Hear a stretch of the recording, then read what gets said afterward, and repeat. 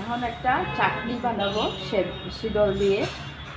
এই চাটনিতে কি লাগবে, শীতলটা সিদ্ধ দিয়েছি, ভুট জলকিয়া সেদ্ধ করেছি, একটা মাছের পেটি ভেজে রেখেছি, এই মরই পাতাগুলো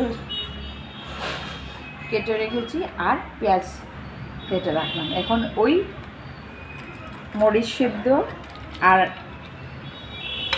শীতল সিদ্ধটা আমি এখন এই গ্লাস দিয়ে এটাকে পুরো গ্রাইন্ড করে নেব।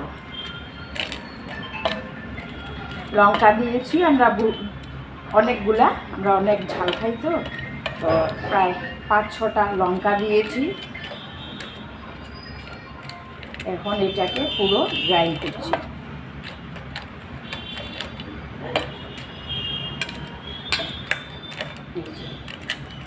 গ্রাইন্ড হয়ে গেছে, দেখেন লঙ্কাগুলো পুরো মিক্স হয়ে গেছে, শীতলের সাথে একদম মিক্স করে দিলাম। তারপরে এই যে মাছটা ভেজে রেখেছিলাম ওইটাকে পুরা ইয়ে করে, কাঁটাগুলো দেব না,